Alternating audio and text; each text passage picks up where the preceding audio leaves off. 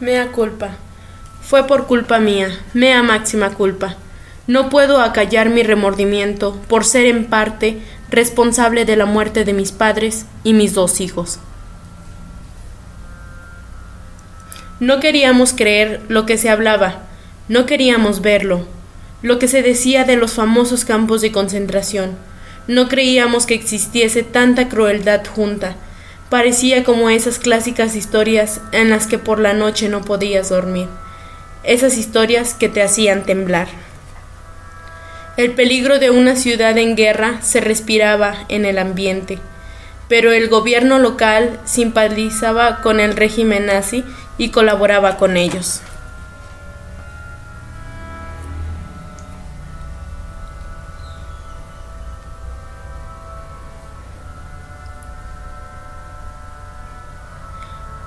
Mi nombre es Olga Leyendel y mi esposo, el doctor Leyendel, atendíamos un hospital donde éramos directores.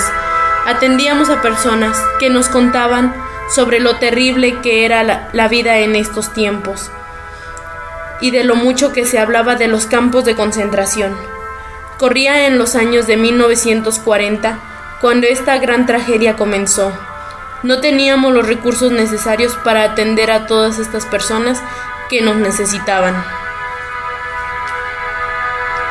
Cada día que pasaba era otro día perdido. No sabíamos qué hacer con tanta falta de humanidad.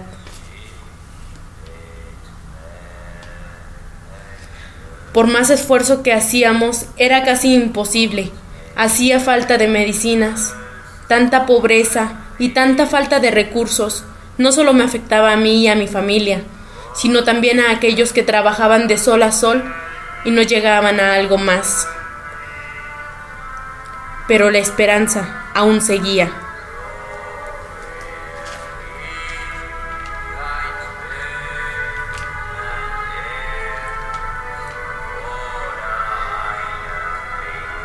Cuando platicábamos sobre lo que se decía y de todas esas terribles historias, decidimos tomar un pequeño descanso.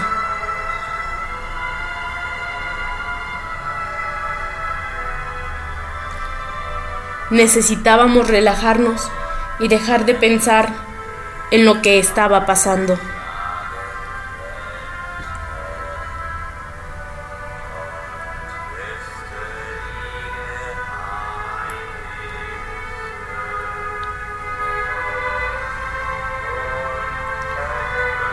Cuando llaman a la puerta, preguntamos, ¿quién sería?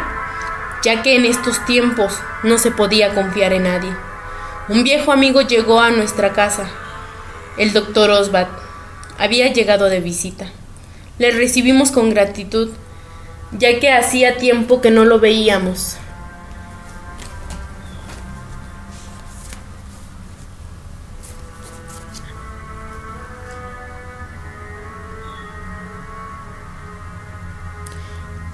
El mayor nos contaba sobre lo que se decía de los campos de concentración. Oyéndolo hablar, me pregunté, ¿sería Oswald? ¿Era un colaborador? ¿Sería posible que Oswald fuera un miembro de la quinta columna? No podía creerlo. Oswald tenía relaciones amistosas con nosotros y nos hería profundamente de la manera en que el mayor se expresaba de él, sin explicarme qué razones tenía para mentir así. El doctor Oswald era un buen médico, a quien mi esposo ayudó grandemente en su profesión. Tenía 4 niños. Su esposa esperaba al 5º.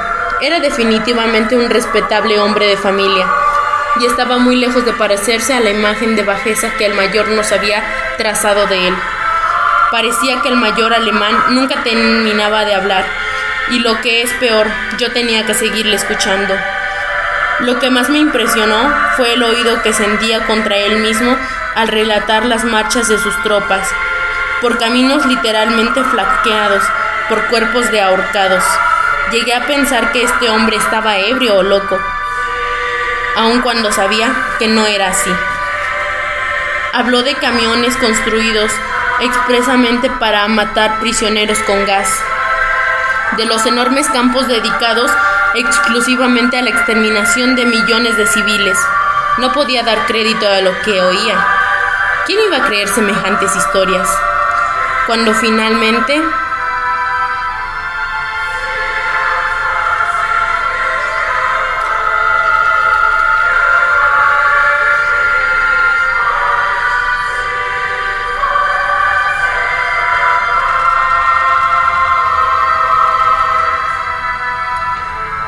el mayor se puso de pie. Abrió la botella y llenó su vaso con el vino rojo como sangre, tomándoselo de un golpe. Tomó su vaso, pensábamos, pero en lugar de esto levantó su vaso y chocando sus tacones brindó «Heil Hitler», con un tono de voz que podría ser lo mismo verdadero que sarcástico, y con toda la fuerza lanzó ese vaso. Después de su acción sacrilegia, el mayor tomó la botella de vino que estaba en la mesa y sin decir una sola palabra salió de la habitación. Nosotros fuimos reclutados por los alemanes, siendo llevados a los campos de concentración, un lugar conocido como Birkenau. Faltaba aire, oxígeno, enfermedades.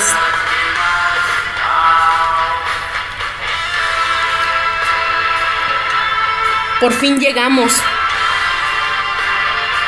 Nada parecía lo que decían. Era peor que todas las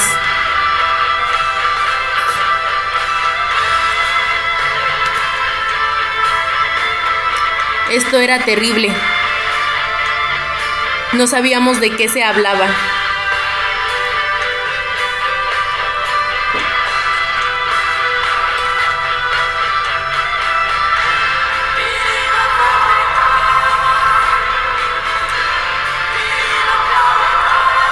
Tanta crueldad e infamia.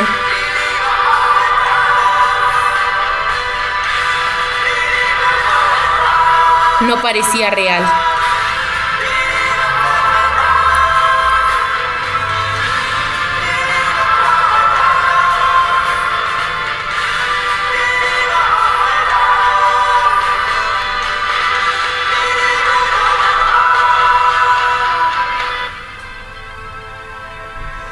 Fuimos obligados, nos despojaron de nuestras pertenencias, de nuestras ropas, y en grupo nos teníamos que mantener unidos.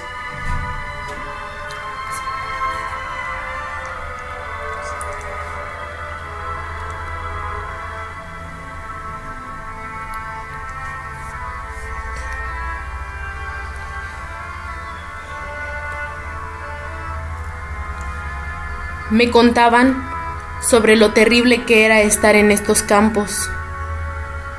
Matanzas, hambre, sed, epidemias, enfermedades. No teníamos otra salida, solo resignarnos.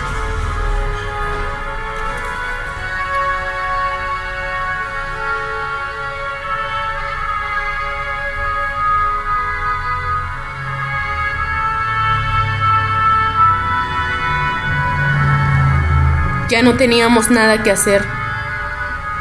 Nuestro último camino era el suicidio. Unas pastillas con cierta sustancia venenosa que nos quitaría la vida. Lo peor de todo, nos descubren. Mi esposo es quien sufre las consecuencias. Yo no quería. Yo lo amaba. Él era mi vida.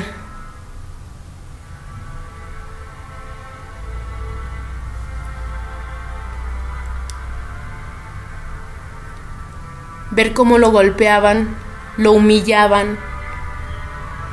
Eso me dolía más a mí que a él.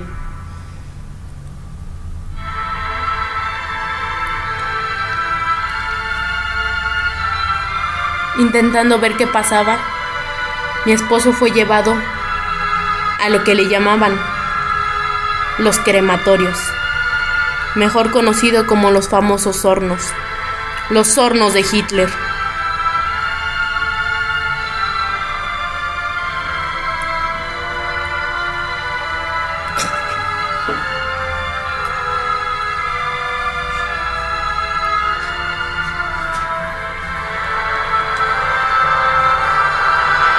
Ver morir a mi esposo es una de las peores cosas que he vivido.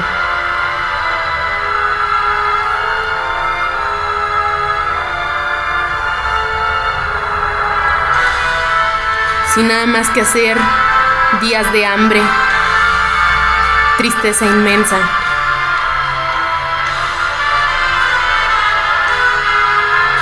Hacíamos cualquier cosa por probar un alimento. Dábamos nuestro cuerpo y todo lo que fuese posible para mantenernos de pie otros 5 días más.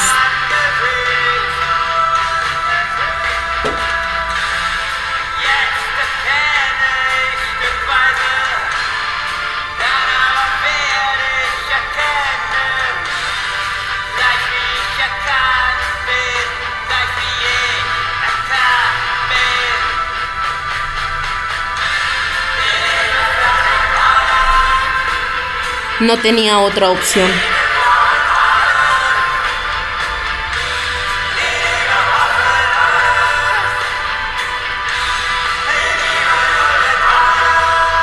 Un francés denominado por la autora como el francés L.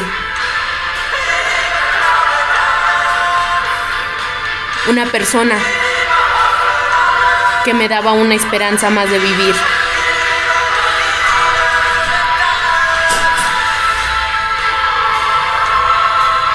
Quien me brindó su cariño, su comprensión.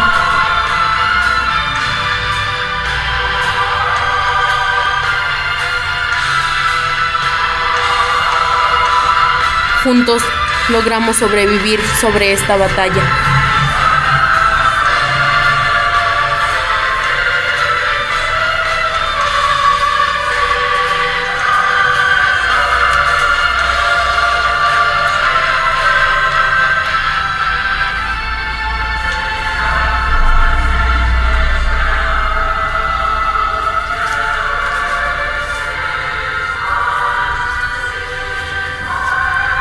Aún teníamos esperanza.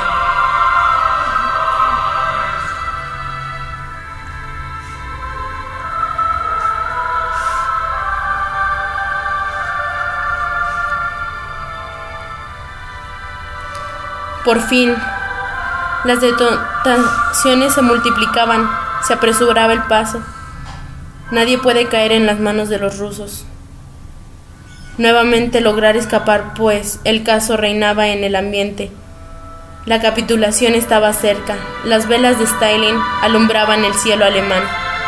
Esa noche, las tropas rusas tomaron Berlín. Fuimos liberados por fin. Aún tenemos fe.